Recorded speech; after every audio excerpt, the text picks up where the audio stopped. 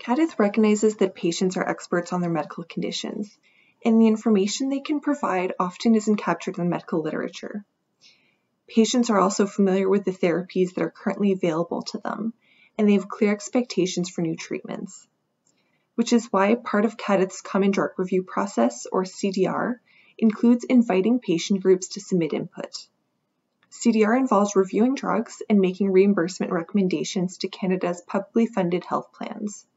And by including patient input, we can make sure that the issues that are important to patients are taken into consideration by the review team and by the expert committee when they make listing recommendations. Once a drug review is complete and the committee has made a recommendation, each patient group that provided input receives a letter from CADTH to thank them and to offer feedback on how their input was used. These letters explain how input is shared with the expert committee to provide patients' perspectives and to underscore treatment gaps. This allows committee members to reflect on how the evidence they're reviewing addresses the issues patients have brought forward. Patient groups have also asked CADTH to provide suggestions to help them prepare future submissions.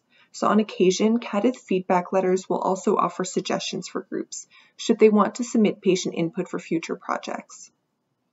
In this study, we wanted to learn more about how patient input has helped support CADTH CDR.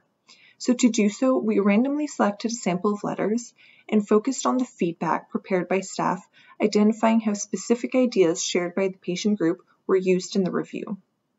There were 3 key themes that emerged. The first was that the input helped explain the impact of the disease on patients' and caregivers' day-to-day lives and quality of life. It gave concrete examples of the ways in which the disease affected emotional, social, and physical well-being, and emphasized the importance of measuring quality of life when evaluating new treatments. The second way that patient input was valuable was by elaborating on treatment considerations. How well are patients managing their illness with existing treatments? For example, are there any barriers preventing their use or access?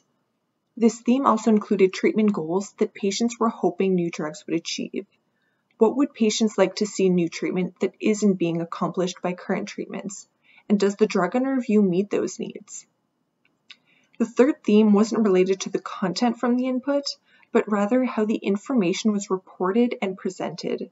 For example, reviewers and committee members found it helpful to hear direct quotes and testimonials from patients to illustrate how their illness affected their daily lives. They also appreciate learning more about the methods used to collect patient perspectives and the varied spectrum of patient demographics that were captured in the input.